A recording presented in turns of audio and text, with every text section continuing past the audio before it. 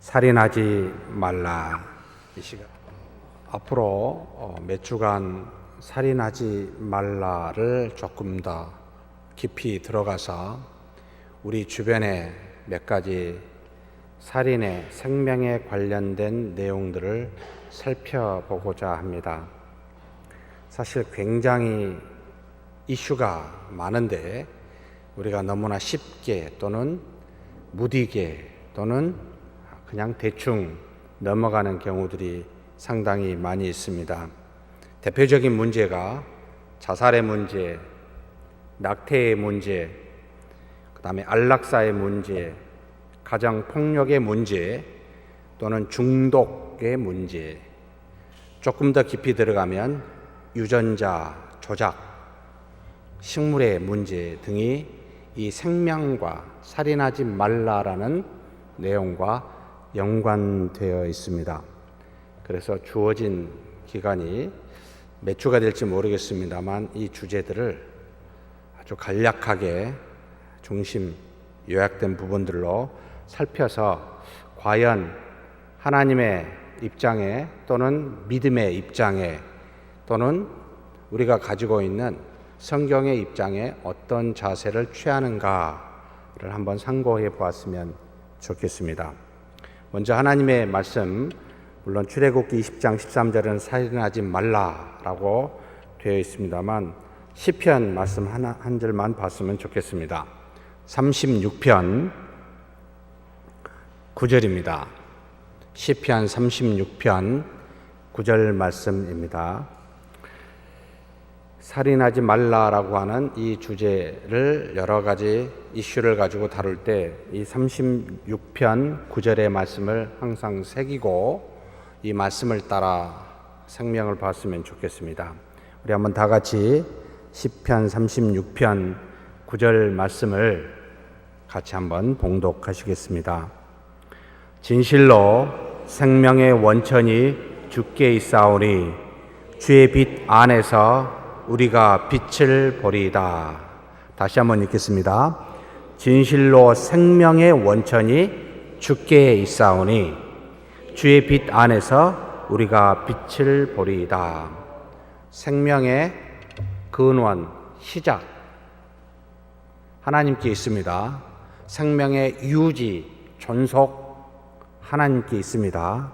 욥기에 나타난 것처럼 주시는 이도 거두시는 이도 하나님이시라. 그래서 모든 생명과 관련된 것은 사람의 권한에 두지 아니하고 하나님의 권한에 뒀다라는 전제를 항상 가지고 이 이슈들을 보았으면 좋겠습니다. 먼저 참 꺼리고 쉽지 않는 주제에 자살의 문제를 좀 봤으면 좋겠습니다.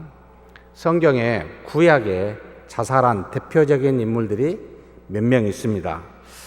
사사기에 아비멜렉이라는 세겜 땅 망대를 태워서 그쪽에 이스라엘을 괴롭혔던 그 사람들을 죽였었던, 그런데 망대를 허물었을 때 위에서 여인이 맷돌을 던져가지고 우연히 밑에 있다가 이 아비멜렉이 머리를 다쳤어요.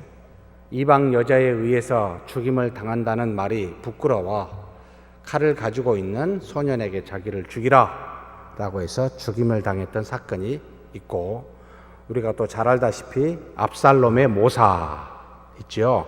다윗에 충성된 신하이기도 했습니다. 아히도벨이 자신의 모사를 이 압살롬이 따라오지 않자 집에 고향에 가서 그만 목매어 죽게 됩니다. 그리고 그 유명한 사울 왕도 자살하게 되지요. 블레셋 군대와 싸우다가 자기 아들들과 싸우다가 대패를 하고 도망하는데 바로 화살을 쏜 사람의 블레셋 군에 의해서 중상을 입게 되자 블레셋에 의해서 죽임을 당하기보다는 차라리 스스로 죽는 것이 낫다 싶어 칼 가진 종에게 자기를 죽이라고 하니까 못 죽이자 자기가 스스로 칼 위에 엎드러져 죽는 그와 같은 자살의 문제가 대표적으로 나타납니다. 구약만 나타난 건 아닙니다. 신약에도 있습니다. 가장 전형적으로 나타난 예수님의 제자 가룟 유다지요. 예수님을 팔고 은 30으로 참으로 그것이 마음에 걸렸는지 목매어 죽는 그와 같은 자살의 문제가 나타납니다. 여기에 대해서 성경이 무엇이라고 정확하게 기록하여 그것을 다루고 있지는 않습니다.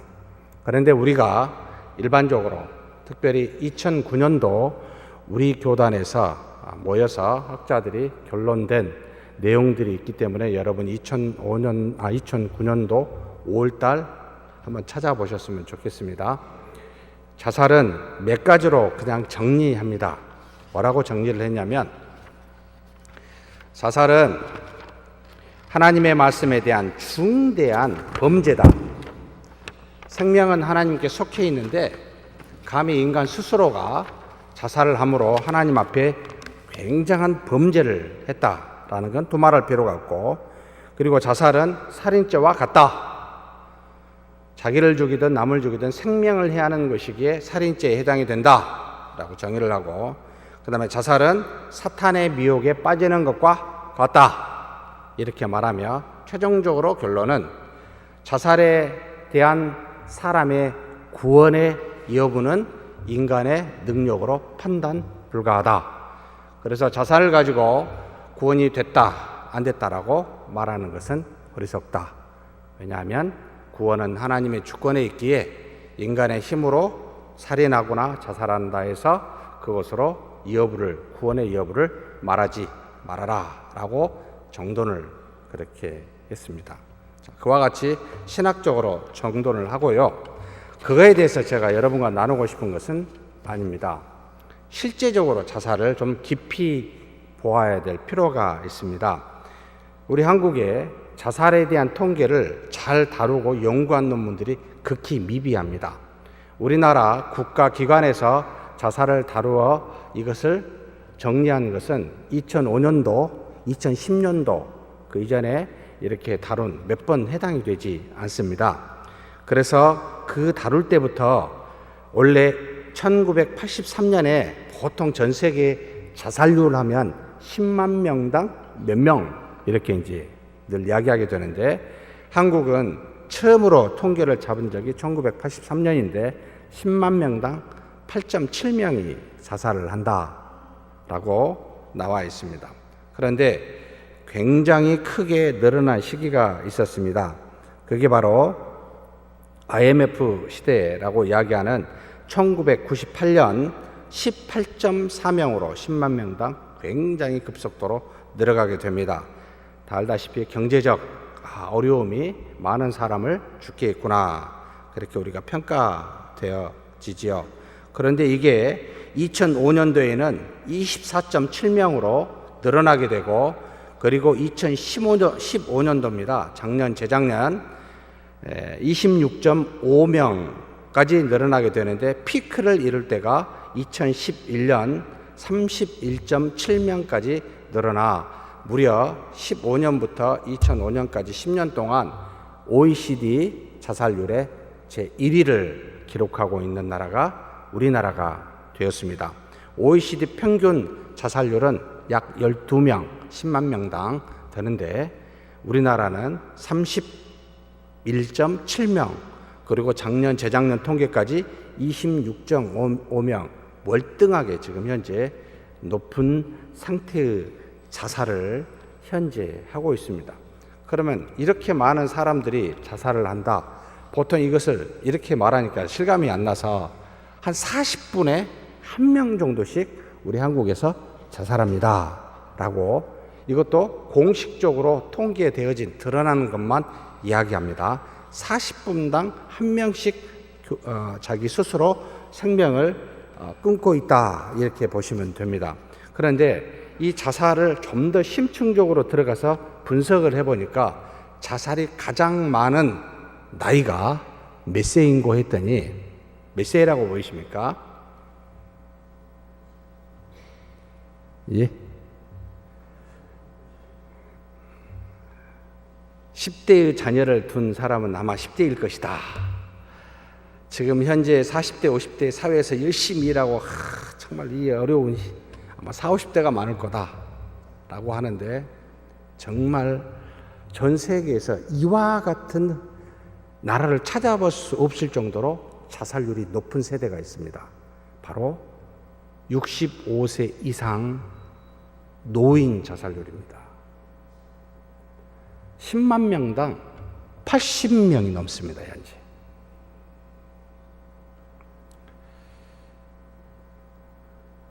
굉장히 많은 나이 드신 분들이 자살률이, 그래서 세대별로 나이가 많을수록 높고 점차 줄어들어요. 그리고 여자가 더 자살을 많이 할까요? 남자가 더 많이 할까요? 예? 남자가 더 많이 합니다. 남자는 참 정신적으로 약한지 어쩐지 모르겠습니다만 남자가 더 많이 하고 고령일수록 많이 합니다. 81.8명 공식적으로 나타나 있습니다. 일본은 이 나이 드신 어르신들은 17.9명입니다. 10만 명당. 몇 배죠? 거의 6배, 7배에 해당이 됩니다. 엄청난 많은 숫자가 현재 나이 드신 어르신들에 의해서, 원인이 뭘까요? 몇 가지가 있습니다. 사회적 고립, 상실감, 또 가족이나 의지할 수 있는 대상이 없는 어떤 외로움, 경제적 어려움 때문에 오는 것도 있지만 이거보다 더 큰 문제는 상실감, 외로움, 이런 것이 현재 어르신들의 자살률을 굉장히 높게 하고 있는 원인으로 파악이 되었습니다. 앞으로 더욱더 나이 드신 어르신들의 숫자가 많아져가는 그와 같은 실버 시대가 되는데, 이 또한 심각하게 나이 드신 분들의 자살률을 높일 수밖에 없는 원인이 되기도 하겠지요. 놀랍게도 65세 이상의 자살률을 조사하면서 또 다른 걸 조사한 적이 있습니다. 65세 이상의 경제적 빈곤율을, 그러니까 스스로 자립하여 먹고 살 수 있는 사람과 그렇지 못한 사람을 쭉 통계를 냈는데 몇 퍼센트가 빈곤에 속해 있는지 아십니까? 48%. 65세 이상의 노인의 한국의 절반 정도는 먹고 사는 문제에 심각한 위협을 받고 있다. OECD는요 12% 정도밖에 안 됩니다. 이 빈곤율도. 그래서 이 빈곤율과 함께 마음을 의지하고 육체를 의지해서 나눌 대상이 존재하지 않기 때문에 가장 손쉬운 방법, 스스로 목숨을 끊는 방식으로 이 어르신들이 현재 한국에서 자살을 한다는 거죠. 그 다음에 심각한 문제의 한국 사회의 자살은 놀랍게도 대학생입니다. 대학생들 중에 20에서 29세, 20대 중에 사망률이 가장 높은 것은, 어르신들은 물론 암이나 다른 질병인데 바로 20대만큼은 자살률이 사망에서 가장 큰 비중을 차지하고 있습니다. 자살이 20대 중에 약 44%가 죽음의 원인 중에 자살로 간다는 거죠. 물론 건강한 몸이니까 질병으로 죽을 리는 만무하죠. 그런데 이 대학생들의 자살의 가장 큰 원인은 바로 등록금이랍니다. 경제적 문제로 인해서 약 자살한 사람의 60% 가까이가 이 재정 등록금 문제 때문에 자살을 합니다. 그 다음 세 번째, 우리 한국에서 특징이, 자살하는 사람들의 특징 중에 수험생 자살이 있습니다. 다른 나라에서 찾아보기 힘든 자살이기도 합니다. 15세에서 19세 청소년들, 성적이 또는 진학이 안 되거나 실패할 때 목숨을 끊는 아이들. 한국의 자살률의 높은 비율을 차지하게 하는 어르신과 대학생과 청소년 입시 문제, 이것이 현재 한국 사회의 또 다른, 그러니까 자살을 일으키게 하는 원인을 보면 한국 사회의 문제점으로 지금 굉장히 크게 영향을 주고 있다는 것을 파악하게 합니다. 그렇다면 이 자살은 개인의 문제일까요? 사회의 문제일까요? 자살하고 안 하고는 개인에게 달려있지 않습니까? 온전히 본인이 신앙에 충실하고 정신적으로 건강하면 이길 수 있지 않습니까? 라고 말할 때 대부분의 전문가는 그렇지 않습니다. 자살은 개인의 문제가 아니라 사회의 문제입니다. 라고 진단을 합니다. 왜 그러냐면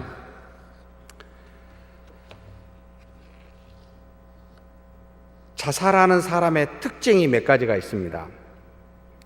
자살하는 사람 중에 자살을 시도해가지고 직접 죽는 확률은 10%가 안 됩니다. 나머지 90%는 자살에 실패합니다. 그러니까 자살하기가 쉽지 않다는 뜻이에요. 그럼 주변에 자살한 사람이 알 수 있을까요? 없을까요? 자살을 시도해 본 경험을 갖고 있는 사람이 다음번에 자살을 해서 자살할 확률, 성공할 확률이 높아지더라. 그래서 얼마든지 자살을 개인에게 돌리지 아니하고 우리가 조금만 사회적으로 공동체적으로 살펴보면 미연에 충분히 방지할 수가 있는 것이 또한 자살입니다. 왜냐하면 성공할 확률이 상당히 어렵기 때문입니다. 그래서 얼마든지 막을 수가 있습니다. 또 두 번째 특징은 실제로 자살하는 사람의 약 90%는 나 자살합니다 라고 알리고 합니다. 물론 알리는 방식이 굉장히 다양합니다.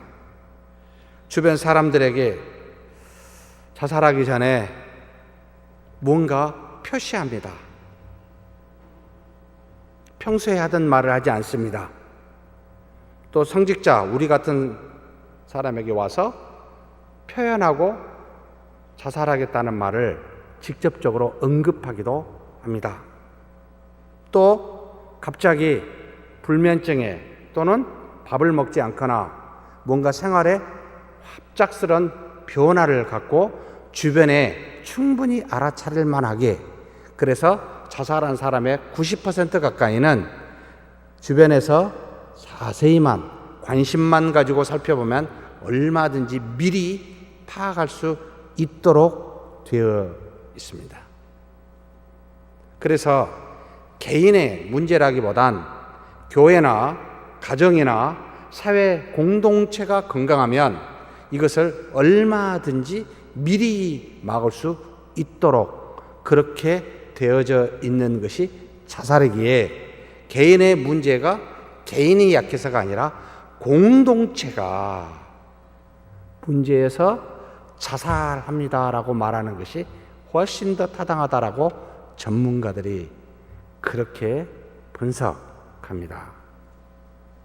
사랑하는 성도 여러분, 주변에 자살한 사람이 있다면 그 사람이 속한 가정과 교회와 그 사회에 심각한 문제가 있다는 것을 인지해야 됩니다. 왜냐하면 반드시 관심과 사랑을 원해서 표현했었기 때문에, 그럼에도 불구하고 그런 것들이 충족되지 않거나 전달되지 않았기 때문에 극단적인 방법을 택하였다. 그래서 자살은 개인의 문제가 아니라 우리 모두의 문제가 됩니다. 이것을 꼭 염두에 주셔야 됩니다. 자살한 사람의 원인들을 한 5가지 정도로 분류를 합니다. 먼저 가장 큰 것은 사랑하는 사람의 상실감입니다. 사랑하는 사람이 죽거나 떠나거나 그랬을 때 굉장한 고통이 오죠. 이걸 견디지 못해서 죽는 경우가 가장 크다라고 이야기합니다. 두 번째로는 암, 통증, 건강 문제나 가정 문제, 경제 문제 등으로 인해서 찾아오는 우울증과 같은 원인들이 두 번째다. 세 번째는 어떤 타인에 대한 복수심, 적개심이 자살로 나타나기도 한다라고 말합니다. 네 번째는 자기 자신에 대한 기준이 높고 자기 자신에 대한 요구가 높은 사람이 그에 충족되지 못할 때 다가오는 죄책감이나 상실감으로 인해서 자살을 택합니다. 다섯 번째로는 주변으로부터, 가까운 직장이나 가정으로부터 박탈감을 당하거나 소외를 당하거나 자기 사랑하는 자기애적 어떤 문제에 손상이 커졌을 때는 자살을 시도하는 경우, 대체적으로 이 다섯 가지입니다. 물론 직접적인 원인은 정신이지만 간접적인 원인은 경제 문제라든지 싸움이라든지 다른 것들이겠죠. 그러나 어찌됐든 이와 같은 다섯 가지의 자살의 원인이 거의 유형입니다. 그런데 자살한 사람의 대부분 한 60% 가까이는 건강한 정신이 사람이 아닌 게 아니고 일반적으로 정신적 질환, 곧 우울증을 갖고 있는 경우가 대부분이다라고 보고 있습니다. 대부분 정상적인 사람은, 건강한 사람은 문제가 터졌을 때 이걸 극복할 수 있도록 되어 있는데 정신적으로 문제가 있어서 이 부분을 극복하지 못하게 하는, 그래서 정신적 결함을, 우울증과 같은 것을 갖고 있는 경우들이 자살한 사람의 60%가 넘는다.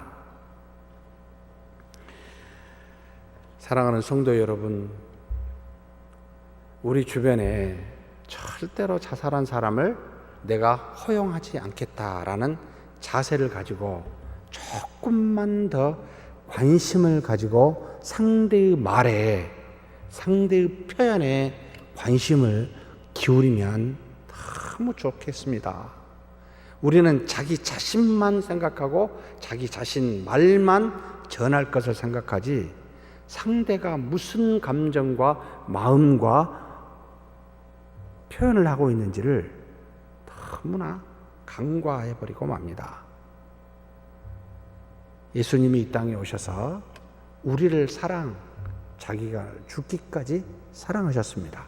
그 정도까지는 못하더라도 조금 더 관심을 가지고 보면 안 될까요? 그러면 상대가 보입니다. 저분이 아파하는구나. 저분이 기뻐하는구나. 내가 좋다고, 내 생각이라고 그냥 드러내고 말만 하니 안 들리고 안 보이지요. 여러분, 조금 말하지 마시고 좀 들어보십시다. 들립니다. 아우성 치는 소리가 들립니다. 그럴 때 손을 한번 내밀어 주십시다. 참 얼마나 아픈지 몰라요. 저도 그런 경험이 있습니다. 교회에서 중고등부를 맡았을 때입니다. 한 학생이 옥상에서 떨어져서 죽었습니다. 학교에서 왕따를 당한 학생이었습니다. 굉장히 이 학생인데 예뻤어요. 굉장히 가난했어요. 학교를 여러 번 옮겼습니다. 2번인가 신방을 했었습니다. 잘하겠지 라고 생각하고 있었는데 한 달 뒤에 그런 일이 생겼습니다. 참 두고두고 생각하게 하고 반성케 합니다. 몇 번 더 찾아갔었더라면 하는 아쉬움을, 조금 더 관심을 가졌더라면, 자기 머리를 그냥 잘라서, 이 학생인데 밖을 나가지 않겠다고 표현할 때 좀 더 관심을 가졌더라면. 사랑하는 성도 여러분, 과거는 혹시 그럴지 모르지만 앞으로는 내가 절대 주변에 그렇게 두지 말아야 되겠다. 누구든지, 적어도 내 주변에 있는 사람은 하나님이 주신 사람이니 이 생명을 살인하지 말라. 생명은 하나님께 속하였는데 어찌하여 내가 그 사랑을 주지 못하고 그로 인하여 그와 같은 고통을 당하도록 방치한가? 이건 나의 문제다 라고 생각하고 다시는 주변에 이런 고통받는 사람에 대해서 우리 용납하지 마십시다. 그대로 네 문제고 당신의 문제니 알아서 하시오라고 내버려 두지 마십시다. 굉장히 다양한 방식으로 표현해요. 우리 여기 계신 성도님들도 아마 아실 거예요. 정말 다양한 방식으로 어떤 표현을 해요. 그것을 수용하고 받아줄 수 있는 건강한 우리의 서문 공동체가 되었으면 좋겠습니다.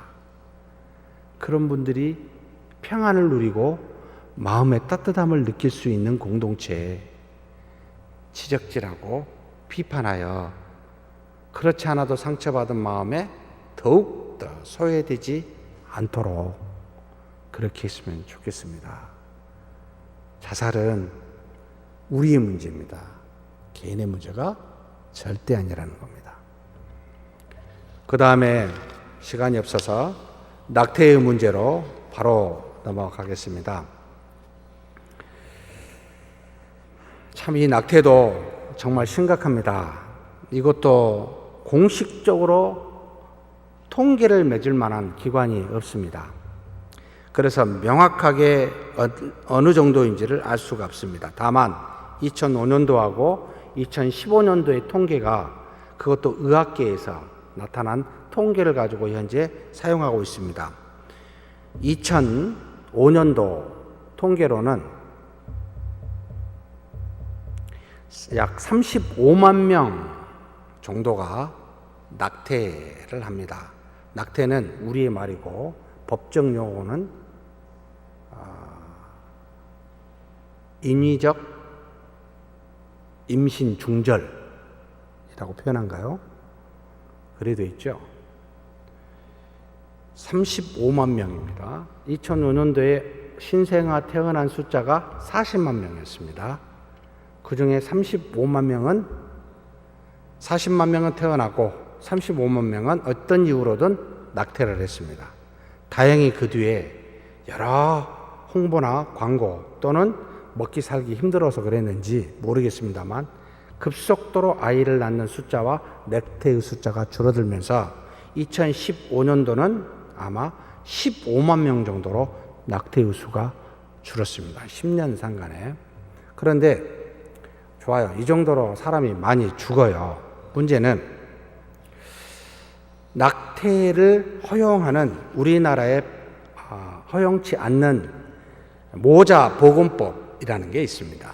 14조에 해당되어지는데 모자보건법을 여러분 한번 제가 그대로 읽어드릴게요. 한번 들어봐 보십시오.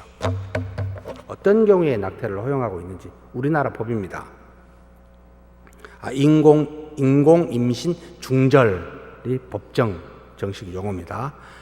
이 수술을 허용하는 14조가 있는데 이런 경우입니다. 의사는 다음 각 호의 어느 하나에 해당되는 경우에만 본인과 배우자의 동의를 받아 인공 임신 중절 수술을 할 수 있다. 1번 본인이나 배우자가 대통령령으로 정하는 우생학적 또는 유전학적 정신장애나 신체질환이 있는 경우, 그러니까 본인이나 배우자가 유전적 문제가 있는데 아이를 임신하면 둘 중에 하나가 요청하면 임신 중절이 가능합니다. 두 번째, 본인이나 배우자가 대통령으로 정하는 전염성 질환을 갖고 있는 경우, 그러니까 이제 이 모든 경우는 태아에게 유전적으로 전이가 되고 유전적으로 갈까봐 또 여기 말한 전염성 질환도 마찬가지입니다. 이런 경우도 해당이 됩니다. 세 번째, 강간 또는 중강간에 의하여 임신된 경우, 본인이 원하는 경우. 또 네 번째, 법률상 혼인할 수 없는 혈족 또는 인척 간에 임신된 경우, 도덕적 문제가 있기 때문에. 그리고 다섯 번째, 임신의 지속이 보건의학적 이유로 모체, 결국 산모에게 해가 될 경우 심각한 건강에 해를 끼치거나 해칠 우려가 있는 경우 해가지고 이 5가지에 해당이 되면 현재 인공 임신 중절이 가능하게 되어 있습니다. 그런데 이거에 맞게 실제적으로 산부인과에서는 할까요? 이 법에 맞춰서 우리 성도님 중에 산부인과 의사 혹시 안 계십니까? 아이를 낳게 하는 것보다 낙태하는 수가 더 많거나 더 수익이 많지 않나? 라고 생각이 됩니다만, 우리나라에서 이와 같은 것에 해당이 되어서 아마 이 법을 따르고 있는 의사는 아마 10분의 1도 안 될 거라고 저는 예상이 되고 있습니다. 거의 기본적으로 대부분이 다 여기에 해당되지 않더라도 우리 한국은 아마도 낙태를 하는 경우들이 참 많습니다. 그런데 이것도 문제입니다. 이 시행령 15조에 나타나 있는데 낙태하는 허용 기간을 2009년도 이전에는 28주까지 낙태가 가능하다. 그러면 몇 달이죠? 임신? 7개월째까지 낙태가 가능하다. 너무 심하다. 시민단체에서 줄기차게 이걸 이야기하니까 4주를 줄였습니다. 2009년대 개정을 해서 24주로. 그러면 6개월이죠. 아이가 6개월이 되기 이전까지는 낙태가 가능하다는 거예요. 6개월이 넘어가면 이건 어떤 이유로든 살인이라고 보기 때문에 법에 의해서 처벌을 받게 되어 있습니다. 그런데 아무튼 24주로 되어 있는데 이게 과연 다른 세계는 어떤 식으로 정해져 있는지 아십니까? 독일에서는 1995년에 법이 됐는데 12주로 정해져 있습니다. 12주 이내에만 낙태 가능하고 12주 넘어가면 절대 허용이 안 되게 되어 있습니다. 영국은 24주까지 가능한데 굉장히 까다롭게 합니다. 2명의 의사가 이걸 확인해 줘야 됩니다. 그러니까 산모의 생명이나 정신적, 신체적 건강에 상당한 위협이 미친다고 평가되어지는 2명의 의사의 동의가 있어야 24주 이전에는 할 수 있게 되어 있습니다. 까다롭게 해놨죠. 미국은 임신 12주 이내에 이 낙태를 허용하고 있습니다. 일본 같은 경우는 낙태를 최초로 합법화한 나라입니다. 1948년에 이 낙태를 허용한 나라이기도 합니다. 거기도 상당히 까다롭게 낙태 기간은 태아가 모태 밖에서 생존이 가능하지 않는 그런 시기로 제한해서 정확하게 딱 몇 주로 정해 있지 않습니다만 대부분 다 12주로 정해서 판단하게 됩니다. 12주, 결국 3개월이 넘어가면 온전히 낙태 아이가 성장해 있다라고 인정해서 그 이상은 안 하도록, 못 하도록 하고 있는 게 법입니다. 프랑스는 더욱더 까다롭습니다. 10주 해놨다가 하도 너무 한다고 12주로 겨우 바꿔놨습니다. 그런데 프랑스는 사후 피임약을 해서 사후 피임약으로 낙태를 할 수 있도록 허용을 했는데 이 기간도 임신 7주까지만 허용한다라고 법적으로 되어 있습니다. 사랑하는 성도 여러분, 여성들에게 물어보십시오. 낙태를 원하냐고. 아무도 원하지 않습니다. 출산이나 피임을 원하지 나는 낙태를 원한다. 그런 말 하지 않습니다. 이 문제는 사실 사전 교육으로 얼마든지 가능합니다. 그런데 놀랍게도 기혼 여성과 미혼 여성의 비율을 따져보면 기혼 여성이 한 55%, 미혼 여성이 한 45%에 낙태합니다. 기혼 여성은 30세에서 34세가 가장 낙태가 많고 미혼 여성은 20에서 24세가 가장 낙태가 많습니다. 그런데 기혼 여성의 낙태율은 점점 줄어들고 있는데 문제는 미혼 여성의 낙태에는 줄어들지 않고 있다라는 데 문제가 있습니다. 이 말은 무슨 뜻이냐면 애들이 성교육을 받지 못했구나. 물론 우리가 하나님 안에서 말씀 안에서 혼인 전에 혼전 성경험을 하는 것을 금하고 있고 도덕적으로 그렇게 가르침이 맞습니다. 그런데 여기 어르신들 자녀들 다 지금 결혼을 했든지 결혼 안 하는 자녀들이 있을지 모르겠는데 놀라지 마십시오. 80%에서 90%는 여러분 혼전 기독교인이든 비기독교인이든 경험을 하고 있습니다. 우리가 부모가 모를 뿐입니다, 지금. 그래서 결혼 전에 성경험을 갖지 말아라고 말해봤자 듣지 않고 성교육을 시키는 것이 낫다. 피임을 잘해라.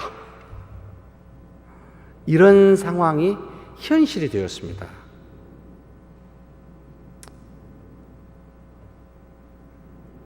그렇다면 다시 이제 질문을 해봐야 됩니다. 과연 성경은 낙태를 허용할까요? 자, 세 가지였습니다. 아이가 정신적으로 또는 유전적으로 문제가 될 경우 우리나라에서 낙태를 허용하고, 두 번째는 강간이나 도덕적인 이유로 이것을 허용하고, 세 번째는 뭡니까? 전부 그냥 불법적으로 상업적 이유로 병원은, 그리고 모든 일반적인 사람들은 경제적 이유로, 자녀를 두면 경제적으로 어렵다고 생각이 돼서 이 세 가지 이유로 낙태를 합니다. 세 번째는 보나마나 틀렸으니까 제기하고, 두 가지는 과연 성경에서 허용한 걸까요? 아이가 태어날 이 아이가 정신적으로 육체적으로 문제가 예상이 되어서 낙태를 성경은 허용하고 있을까요? 그리고 도덕적으로 문제가 되어서 또는 원치 않는 임신, 강간으로 인하여 문제가 되어서 또는 미성년자이기 때문에 아이를 키울 만한 그런 조건이 되지 아니하여서 낙태를 허용해도 될까요? 성경에는 아무리 찾아봐도 우리의 경제적 이유로, 자녀의 신체나 정신적 건강의 이유로 생명을 우리 스스로가 해할 수 있는 권한을 주셨다라고 말한 적이 단 한 번도 없습니다. 그래서 기독교계는 저를 포함해서 낙태는 100% 하나님의 뜻이 아닙니다. 심각한 범죄입니다. 라고 이야기하고 있습니다. 굉장히 엄격하게요. 그래서 요즘 여성주의자들이 이야기하죠. 아니, 남성들이 예납니까? 여성들이 예나지 않습니까? 우리 신체의 일부입니다. 모든 낙태의 권한과 결정은 여성의 주권에 달려 있습니다. 사회적 문제가 아닙니다. 라고 상당히 이슈에 대해서 주장하는 경우들이 많습니다. 과연 물어봐야 됩니다. 어머니의 뱃속에 있다 해서 이것이 그 어머니의 신체의 일부일까요? 마치 불편하면 수술하여 제거하여 버리는 그 신체의 어떤 한 일부분에 속할까요? 아니면 하나님이 주신 독립적인 생명일까요? 그리고 독립적인 생명은 도대체 언제부터입니까? 12주까지는 아니고 12주가 넘어가면 독립적인 생명이니까 허용을 하고 12주는 안 됩니까? 언제부터 우리는 독립적인 생명으로 인정하여 아무리 자기의 뱃속에 있다 할지라도 어머니나 아버지가 낙태할 수 있는 결정 권한을 가질 수 있습니까? 성경은 언제부터 말하죠? 언제부터 우리의 태아에 영혼이 있을까요? 예? 나중에 복제할 때도 좀 다루려고 합니다만, 하나님이 주시는 하나님의 형상을 따라 만든 그 영은 언제 생길까요? 뱃속에서 태어날 때, 어머니 뱃속에서 나오면 응아하고 울 때, 어이구 응아할 때 하나님의 영이 쏙 피조되어진 영이 들어갈까요? 아니면 영국 법에 있습니다. 수정된 난을, 수정체를, 난자와 정자가 연합되어진, 수정되어진 이것을 실험할 수 있느냐 없느냐를 딱 15주로 잡아놨습니다. 15주는 물질이요, 15주 넘어가면 생명입니다. 왜 15주로 잡았을까요? 수정체가 현미경으로 보니까 등에 척추가 보일 때가 15주랍니다. 그러면 적어도 이게 물질이 아니라 단지 수정체가 아니라 한 생명으로 볼 때는 15주입니다. 그래서 실험실에서 실험할 수 있는 시기는 첫 주부터 15일. 죄송합니다. 1일부터 15일. 계속 15주로 그랬나요, 제가? 1일부터 15일까지는 실험이 가능하고 16일 넘어가면 절대 실험하면 안 됩니다. 그건 살인죄입니다 해서 영국의 법이 그래 돼 있어요. 그러니까 이것을 전 세계적으로, 우리나라도 저번에 황우석 씨죠? 그분이 15일 이전의 수정란을 가지고 실험 가능하다라고 했었을 때 기독교계에서는 뭐라고 이야기해야 됩니까? 예? 언제부터 생명이라고 이야기해야 됩니까?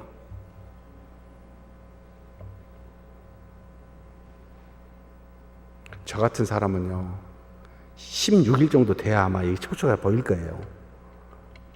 보기보다 되게 제가 부실합니다. 건강하신 분은 13일 만에도 보여요. 정확하게 15일 해가지고 물질과 생명을 나눌 수 있겠습니까? 어떻게 유기물을 그게 가능하겠습니까? 불가능하죠. 바보 아닙니까, 우리가? 수정과 동시에 하나님께서는 생명으로 한 생명의 독립체로 인정하고 그때 하나님께서 만드신 영을 주신다라고 우리는 믿고 있습니다. 그래서 그 이후에는 실험도 불가, 죽여도 물질로 생각하여 또는 내 몸의 일부로 생각하여 죽여도 불가하다라고 단언하며 그렇게 이야기합니다. 낙태는 절대 허용하면 안 됩니다. 그러면 어떻게 해야 되겠습니까? 미성년자라든지 결혼을 할 수 없는 아이들이 임신을 했었을 때는 누가 키워야 됩니까? 개인에게 키우라고 계획에 그 잘못한 아이한테 또 잘못함이 없는데 강제적으로 임신한 경우 그 사람한테 키우라고 이야기할 수 있습니까? 아니요. 사회가 공동 책임을 져야 됩니다.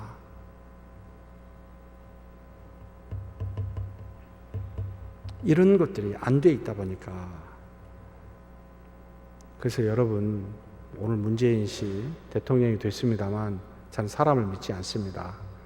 지금까지 속은 것도 너무나 많이 속아가지고 속은 것 자체도 억울하지만 국민의 의식 수준이 높아가고 여기서 정당한 법을 만들어서 사회 자체, 공동체 자체가 건강하게 이루어가도록 지속적으로 법률에 대해서, 질서나 사회 법에 대해서 관심을 갖고 여러분 주장해야 됩니다. 기독교적 정신을 가지고 사회 안전망이라고 하는 복지가 바로 이런 아이들에게 가야 되지 않겠습니까? 생명을 살리는 일에. 그런데 이런 경우에는 낙태를 허용합니다. 뱃속의 아이가 산모의 생명을 위협할 때입니다.